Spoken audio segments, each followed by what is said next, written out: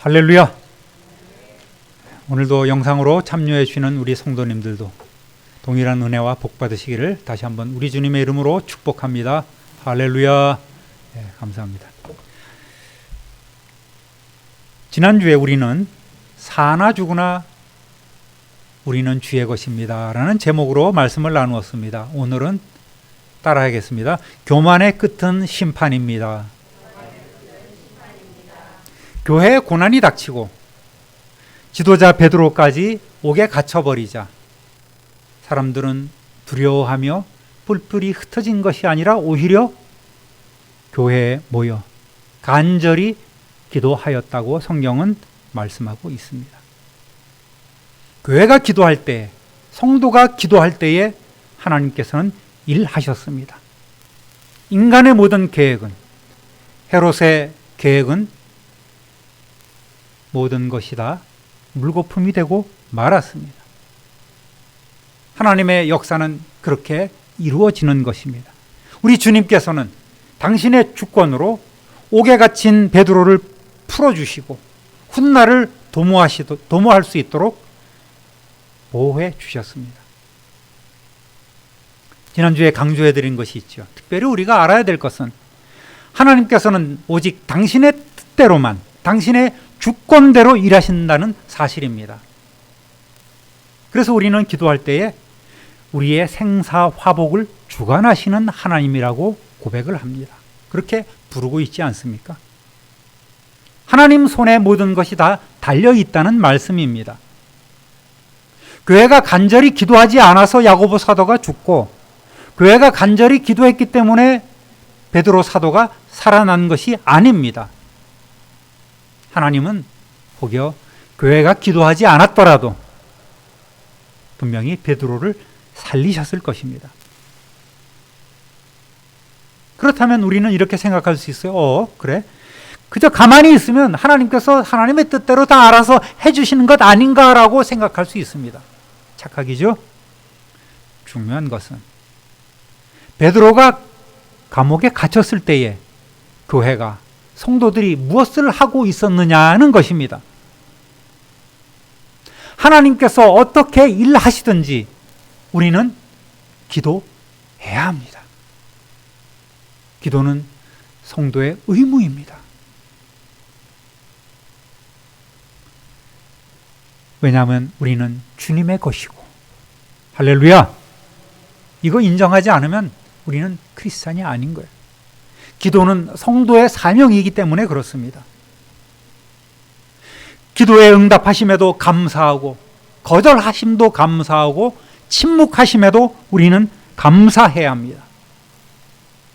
그러나 때로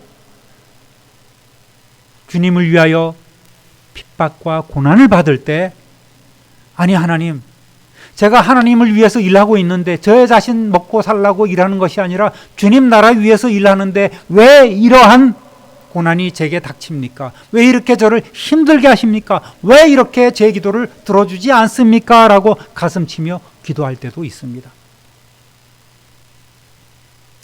요즘 코로나19로 인해서 세계 각처에서 사역하고 있는 선교사님들의 소식을 참 많이 듣습니다. 돌아가신 분도 계세요. 그리고 폐가 망가져서 고통 가운데 지금 계신 그런 분들도 있습니다. 운 좋게 하나님의 은혜라고 표현하죠. 고국으로 들어와서 병원에서 치료받고 회복 중에 있는 분들도 계십니다. 그러면 운 좋게, 아니 운이라는 것은 우리 기독교인들에게 맞는 표현이 아니잖아요. 하나님의 은혜로 귀국 비행기를 타고 좋은 의료시설에서 회복 중에 있는 사람은 하나님께서 그들을 사랑하신 것이고, 채 손도 쓸 시간 없이 그저 현장에서 돌아가신 선교사님들은 하나님께서 버리신 겁니까? 그들은 기도를 안 했을까요? 그들이 섬기는 선교지는 그들을 위해서 기도하지 않았겠습니까? 뭐죠? 그럼에도 불구하고 하나님이 어떠하시든지 어떻게 일하시든지 하나님 아버지 오직 주님 뜻만이 제게 이루어지고 주님만이 영광 받으시기를 원합니다라고 우리의 기도가 마무리돼야 되는 거예요. 우리 찬양 하나 할까요? 날 구원하신 주 감사. 2절만 찬송하겠습니다.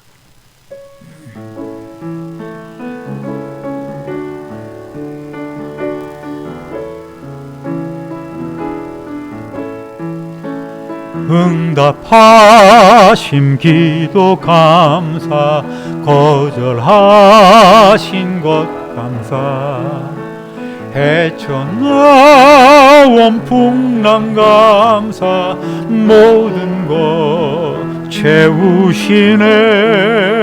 아픔과 기쁨도 감사, 절망 중 위로 감사, 측량 못하는 애 감사, 크신 사랑 감사해. 할렐루야. 이거예요. 응답하신 기도에도 감사하고, 거절하신 것도 감사하고, 침묵하신 기도에도 우리는 감사해야 합니다. 예수님께서 겟세마네 동산에서 피땀 흘려 눈물 흘려가며 하나님 앞에 기도했을 때에 하나님께서 그 기도를 들어주셨다면, 그래, 네가 참 힘들구나, 알았어, 내가 너 기도 들어줄게, 좀 쉬어라, 다음에 하자, 이러셨다면 오늘 우리에게 구원은 없는 것입니다.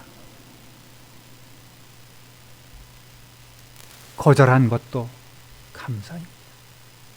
기도 응답 없다고 낙심하지 말고 오히려 감사하는 성도 되시기를 우리 주님의 이름으로 축원합니다. 오늘 본문은 베드로가 옥에서 탈출한 이후에 그를 죽이려 했던 헤롯 아그리빠 왕의 행적이 기록되어 있습니다. 지난주에 읽은 19절 한번 읽어보겠습니다. 헤롯이 그를 찾아도 보지 못하매 파수꾼들을 신문하고 죽이라 명하니라. 헤롯이 유대를 떠나 가이사랴로 내려가서 머무니라. 가이사랴는 로마의 총독부가 있던 곳입니다. 지금은 총독을 대신해서 헤롯 왕이 다스리고 있는 유대 지역의 행정 수도의 역할을 하고 있습니다. 따라합니다. 갈등은 시험대입니다. 20절, 헤롯이 두로와 시돈 사람들을 대단히 노여워하니 그들의 지방이 왕국에서 나는 양식을 먹는 까닭에 한 마음으로 그에게 나와 왕의 침소 맡은 신하 블라스도를 설득하여 화목하기를 청한지라. 갑자기 헤롯과 두로 시돈 사람들의 갈등이 묘사되고 있습니다. 성경은 그 갈등의 원인이 무엇인지 이야기하고 있지는 않아요. 당시 이 페니키아 지역, 성경에는 베니게 지역이라고 나옵니다. 페니키아 지역의 대표 도시인 두로와 시돈은 큰 무역항이에요. 그런데 헤롯의 관할이 아니고 수리아 총독의 관할입니다. 추측하건대 아마도 일종의 이 두 지역 간의 무역 분쟁이 있었던 것 같아요. 무역을 통해서 지중해 연안의 그 여러 상품들이 유대 지역에 공급되고 헤롯 왕에게도 공급되어야 될 물품이 제때에 들어오지 않거나 아니면 이들이 폭리를 취하는 등의 그런 일들이 있었을 것입니다. 이것이 하루 이틀이 아니라 오랫동안 관습이 된 거예요. 오늘날에도 그런 일들이 비일비재하지 않습니까? 그렇다고 해서 다 유대 지역이나 수리아 지역이나 로마 제국의 관할하에 있는데 전쟁은 할 수 없는 노릇이죠. 그러다 보니까 헤롯이 참다가 드디어 분노를 폭발시키면서 경제 보복으로 하나의 조치를 취하는데 그것이 바로 곡물 수출 금지령인 거예요. 야, 앞으로 유대 지역에서 나오는 모든 곡물은 한 톨이라도 저 두로와 시돈 놈들한테 줘서는 안 돼. 딱 금해버리는 거예요. 두로와 시돈은 항구 도시라고 말씀드렸죠. 곡식을 주로 유대 지역에서 수입해 왔기 때문에 이 곡물 수출 금지는 발등에 떨어진 불이 된 거예요. 당장 먹고 살 길이 없는 거예요. 그래서 이들은 고민 끝에 야, 우리 헤롯 왕에게 좀 머리 좀 숙이십시다. 그럽시다. 근데 줄이 없는 거야. 헤롯 왕은 화가 날 대로 나 있는 상태입니다. 그러니까 무슨 방법을 택했을까요? 헤롯이 가장 신임하는 시종장, 침소를 맡은 사람, 당시에는 뭐 독살 같은 것이 워낙 많았기 때문에 측근 중에 측근을 가장 가까이에 배치하고 있는 거예요. 그러니까 침소를 관리하는 이 브라스도라는 사람, 또 기록하기를 이 사람은 당시에 재정장관이었다고 표현하고 있습니다. 그러니까 헤롯 이 아그리빠가 가장 신뢰하는 신하인 거예요. 그에게 뇌물 공세를 펴고 또 선물을 막 갖다 줌으로써 이들의 환심을 사고, 아유, 대신 어르신, 우리 위하여 좀 줄 좀 놔주십시오. 우리가 죽게 되었습니다. 우리가 그동안 했던 거 다 용서해 주시고 이제부터는 저희가 잘할 테니까 저 헤롯 임금님의 마음을 좀 돌려주십시오. 이렇게 막 한 거예요. 그래서 이 블라스도가 나서서 헤롯 왕을 설득한 겁니다. 왕이시여, 저들이 잘못했다고 회개합니다. 또 적지 않은 선물도 왕에게 바친다고 하오니 이번 기회에 좀 저들 용서해 주시고 경제 제재 좀 풀어주시면 좋겠습니다. 그렇지 뭐. 그래서 일이 잘 풀리게 된 거예요. 여러분, 우리 삶에도 이런저런 모양의 많은 문제가 생겨나고 갈등이 일어나지 않겠습니까? 믿는 사람이라고 해서 기도 많이 하는 또 신앙 좋은 사람이라고 해서 왜 이 굴곡이 없겠어요? 왜 인생에 부침이 없겠습니까? 어려운 일들이 왜 일어나지 않겠어요? 누구나 다 그런 일들이 일어나게 마련입니다. 그런데 이 시험 때 우리가 오르는 순간을 우리는 잘 통과해야 되는 거예요. 헤롯은 그래도 반이 유대인의 피가 섞여 있는, 그리고 자기 자신은 유대교를 믿는 사람이라고 표방하지 않습니까? 겉으로는 드러내지 않아도. 그래야지만 이 유대 지역을 다스릴 수 있는 거예요.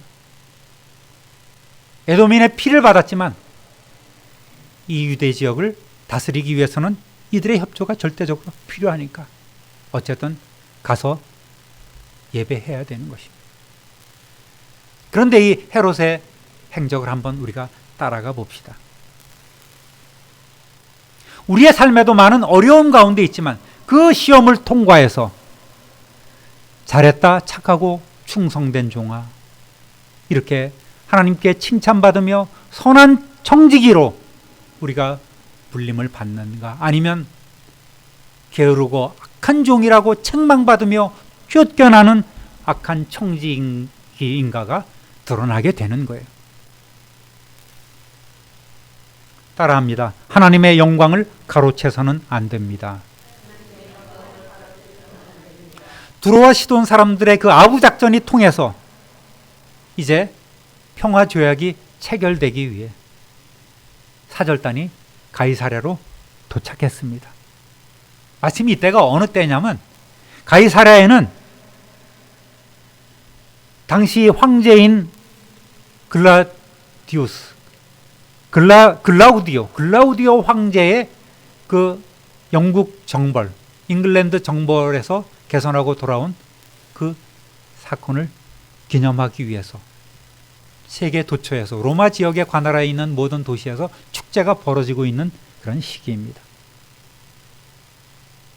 특별히 이 헤롯 아그리빠는 글라우디오 황제와는 굉장히 막역한 사이 아니겠습니까? 그러니까 그의 개선을 축하하고 그의 생일도 축하하고 앞으로 그의 안녕을 빌기 위해서 지금 축제를 열고 있는 그 상황 가운데 이들도 오게 된 거예요. 그리고 유대 지역에서 유력 인사들과 귀족들이 다 모여들었습니다. 지금도 가이사랴에 가면 원형 경기장이 있어요. 거기서 열렸던 것 같아요. 가이사랴, 지난번에도 말씀드렸지만 로마 황제를 위한 도시 아니겠습니까? 그렇게 조성된 신도시 아니겠습니까? 자, 21절 22절 읽어봅니다. 헤롯이 나를 택하여 왕복을 입고 단상에 앉아 백성에게 연설하니 백성들이 크게 부르되 이것은 신의 소리요 사람의 소리가 아니라 하거늘. 헤롯이 이제 자신의 위엄을 보이고 자신의 관대함과 자비를 보여주기 위해서 한껏 시장한 후에 그 단상에 올라 연설을 합니다. 이 상황을 유대인 역사가 요세푸스는 이렇게 기록하고 있어요. 쇼가 열린 지 이틀째 되는 날 아그리빠는 은으로 만든 멋들어진 옷을 입고 이른 아침 극장으로 나갔다. 마침 떠오르는 아침 햇살이 그의 옷에 달린 은혜에 비치자 얼마나 휘황찬란한지 쳐다보는 사람들에게 공포감을 느낄 정도로 현란했다. 이에 이곳저곳에서 아그리빠가 바로 신이라는 아첨의 소리가 튀어나왔다. 누가 있겠어요? 아마도 두로와 시돈 사람들이 앞에 있다가 아첨하느라고 와 신이시다 이렇게 외치기 시작한 것이죠. 바람잡이가 된 거예요. 군중들은 이같이 함성을 질렀다. 신이여 우리에게 자비를 베푸소서.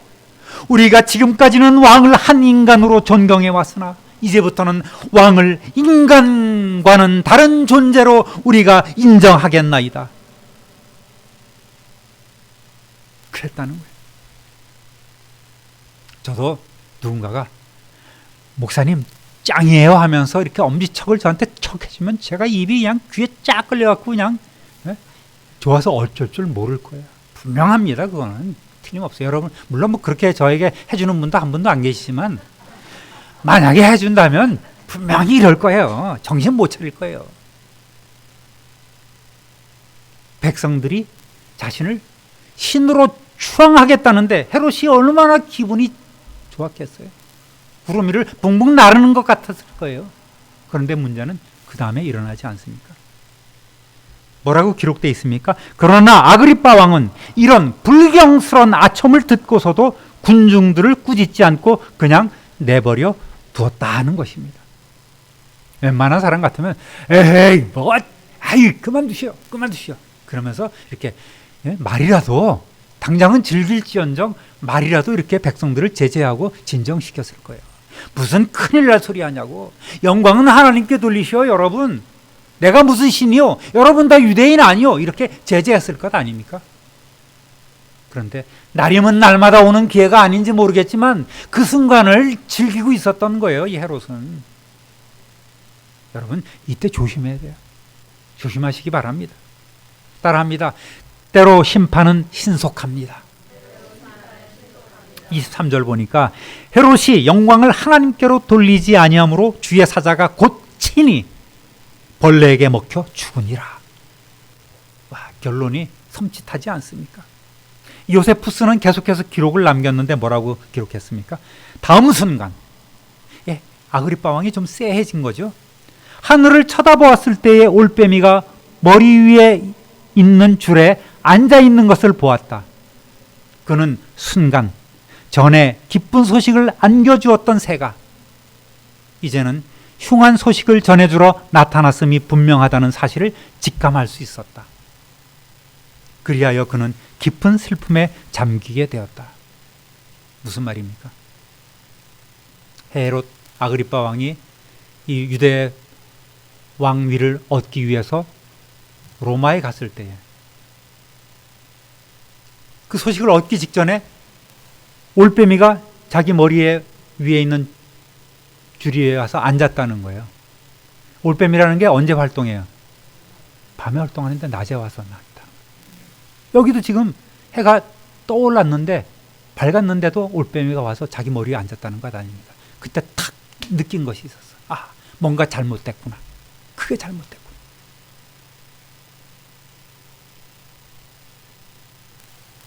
계속해서 읽어드립니다. 그때 갑자기 배에 무서운 통증이 생기기 시작했다. 이게 다 역사서에 기록이 되어 있는 거예요. 그러자 그는 친구들을 쳐다보면서 이같이 말했다. 자네들이 신이라고 부른 내가 그 말을 듣기가 무섭게 이제는 새가 전에 기쁜 소식을 안겨줬던 새가 이제는 내게 와서 전달한다. 이 세상에서 하직하라는 명령을 받았다.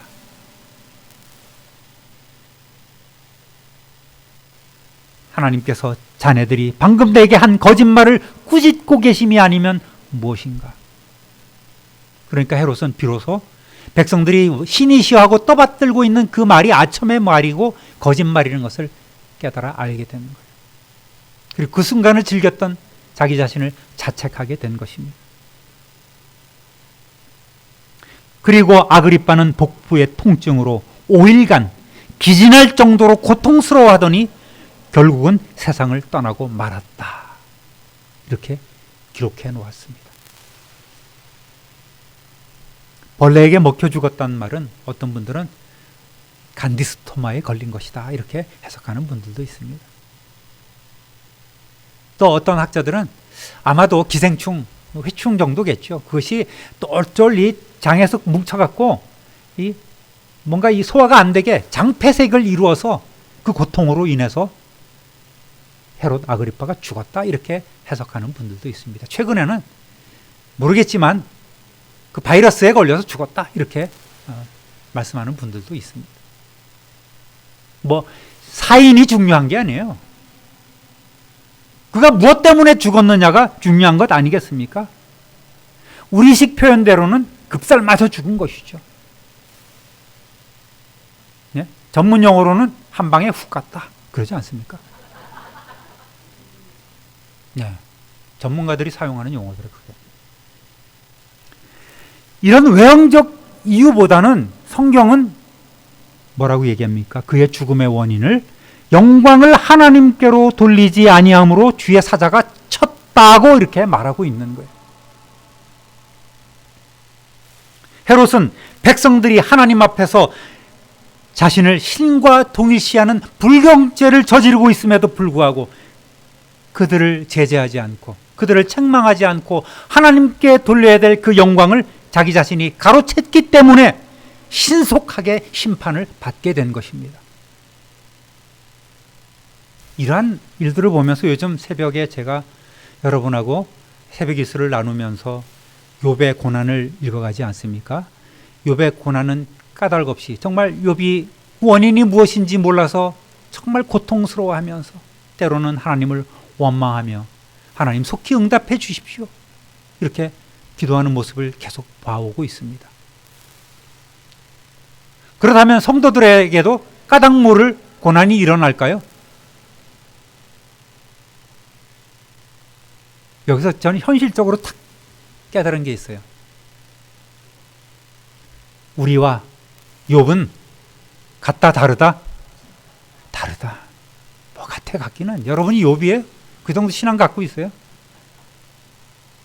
달라요, 달라. 욥이니까 그런 고난이 있었고 욥이니까 하나님께서 이 사탄과 내기를 하신 것 아니겠습니까? 근데 우리는 욥 수준이 아니에요. 그렇다면 결론은 뭐예요? 우리에게 어떠한 일이 있을 때 분명히 하나님이 주시는 메시지가 있는 거예요. 이거 신속하게 깨달아야 돼요. 그것도 좋은 일보다는 경고의 의미의 사인을 하나님께서 우리에게 주신단 말입니다. 너 지금 이러면 안 돼. 내가 한번 경고해. 그때 얼른 깨닫고 돌아와야지. 더 크게 얻어맞는 걸. 물론 뭐 제가 성도님들 다 폄하하는 것 아니에요. 그럼에도 불구하고 우리의 삶에는 끊임없이 시험대에 올라가는 일들이 있을 수밖에 없다는 것이죠. 그때 우리는 그 시험을 잘 통과해야 되는 거예요. 정말 지혜롭게 믿음으로 통과하는 저와 여러분 되시기를 주님의 이름으로 축원합니다. 헤롯은 그 시험을 통과하지 못했던 거예요. 그저 우쭐하게 교만함으로 인하여서 그는 멸망의 길로 가게 된 것입니다. 사탄이 무엇 때문에 타락했습니까? 하나님처럼 되려고 하다가 그 교만함으로 인하여 타락하고 저주받은 존재가 되지 않았습니까? 바로 그것입니다, 여러분.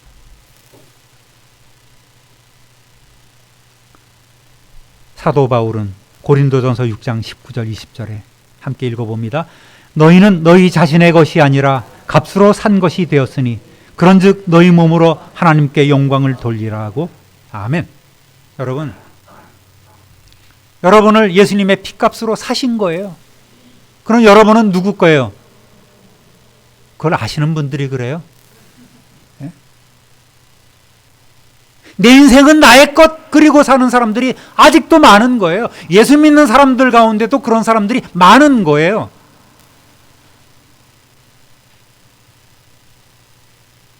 저와 여러분은 누구의 것? 하나님의 것. 우리 주님의 것임을 우리는 날마다 순간마다 한순간도 잊어서는 안 되고 늘 그렇게 고백하며 살아야 되는 거예요. 그러한 삶을 살아가는 저와 여러분 되시기를 주님의 이름으로 부탁드립니다. 베드로 사도 역시 어떻습니까? 베드로전서 4장 16절 다 함께 읽어봅니다. 만일 그리스도인으로 고난을 받으면 부끄러워하지 말고 도리어 그 이름으로 하나님께 영광을 돌리라. 아멘. 그렇게 고난 가운데서도 하나님께 영광을 돌리라고 권하고 있습니다. 잘 되는 거예요. 주님의 이름을 위하여 우리가 모욕받고, 주님을 위하여 우리가 고통받고, 주님 나라 위하여 우리가 순교한다면 우리는 그것으로 하나님께 영광을 돌리는 것입니다. 그래요. 선교사들의 죽음이 헛되지 않은 겁니다. 그것으로 인하여 얼마나 많은 사람들이 하나님께 영광을 돌리고, 현지에서 얼마나 많은 사람들이 감동 가운데에 하나님께 영광을 돌리고 있습니까? 사나 죽으나 우리는 주님의 것이라는 고백이 날마다 있어야 되는 것이죠. 우리가 잘 나갈 때에 내 자신의 공로를 내세우며 자랑하거나 교만하지 않기는 쉽지 않습니다. 조금만 잘 되면 남들이 아우 최고라고, 잘하셨다고, 너무나 멋지다고, 그러면은 우리는 우쭐해지는 거예요. 그거 사람의 본성입니다. 누구나 다른 사람들이 알아주기를 원하고 인정받기를 원하고 칭찬받고 싶은 그러한 유혹이 있는 거예요. 그럼에도 불구하고 우리는 마땅히 종으로서 해야 할 일을 했을 뿐입니다 라는 고백을 해야 되는 거예요. 아유 제가 뭐 한 게 있습니까? 예? 이러면 안 되는 거예요. 말만 그러면 안 되는 거예요. 정말 그렇게 겸손히 내 자신을 낮춰야 되는 거예요. 여러분, 하나님께 감사하고 영광을 돌리면 정말 잘하는 것 아니겠습니까? 그것처럼 하나님께서 기뻐하는 일이 어디 있겠습니까? 왜? 우리는 하나님의 영광을 위하여 창조된, 그렇게 만들어진 하나님의 피조물 아니겠습니까? 그러니까 우리는 당연히 하나님의 영광을 위하여 살아야지요. 말 한마디라도 하나님의 영광을 나타내는 삶을 살아야지요. 조금만 뭐하면 이리 삐쭉 저리 삐쭉. 그래서는 안 되는 거예요. 넉넉한 삶, 정말 포용력 있고 인정하고 다 하나님 아버지의 뜻입니다. 다 주님이 하신 일입니다. 그렇게 내 자신을 낮추는 그러한 성도, 그런 성도 되시기를 주님의 이름으로 부탁드립니다. 24절 읽어봅니다. 하나님의 말씀은 흥왕하여 더하더라. 흥왕하다는 말은 식물이 거침없이 쑥쑥쑥 자라나는 것을 의미하는 단어인 거예요. 교회를 탄압하던 헤롯이 급사하니까 소식이 쫙 퍼져. 야, 교회를 저렇게 무섭게 탄압하더니 하나님께 벌 받았네. 야, 이번 기회에 나도 예수라는 분을 믿어야 되겠다. 그러면서 복음이 힘있게 막 전파되는 거예요. 여러분, 그 고통의 순간이, 탄압받던 순간이 지나면 이렇게 꽃을 피울 때가 있는 것입니다. 그때 교만하지 말고 그때 자라야 되는 거예요. 우리나라도 복음이 한창 피어오를 때가 있지 않습니까? 어려운 때를 지나서 일제시대 6.25 전쟁 이후에 우리나라의 복음이 폭발적으로 성장했지 않습니까? 이때 잘해야 되는데 이때 못해서 어려운 일을 겪는 것이라고 생각할 수도 있습니다. 정말 기도가 필요할 때고 다시 한번 우리 주위를 돌아보며 내 자신을 주님 앞에 정결케 하는 일들이 있어야 합니다. 그것이 우리에게 주시는 하나님의 뜻인 것이죠. 하나님의 메시지인 것이죠. 사랑하는 참빈누리교회 성도 여러분, 저와 여러분은 사나 죽으나 주님의 것인 줄 믿습니다. 어떤 일에도 먼저 감사하는 성도 되시기를 주님의 이름으로 부탁드립니다. 기도 응답 없다고 낙심하지 말고 조금 더 기다리고 침묵하셔도 감사하고 거절하신 것도 감사하는 성도 되시기를 다시 한번 주님의 이름으로 축원합니다. 무엇보다도 우리가 잘 될 때에 하나님께 올려드려야 될 영광을 가로채는 그러한 교만한 죄를 범치 않고 겸손함으로 오직 하나님께만 영광을 돌리는 저와 여러분 되시기를 우리 구주 예수 그리스도의 이름으로 축원합니다. 축원합니다. 축원합니다. 존귀하신 하나님 아버지, 우리의 일상에 맞이하는 여러 가지 어려운 일들로 인하여 우리는 늘 시험대에 올라갑니다. 때로 잘 될 때도 있고 때로 어려운 시간을 맞이할 때도 있지만 어느 순간에도 우리가 하나님의 것임을 잊지 않게 하시고 감사하는 성도들이 되게 하여 주옵소서.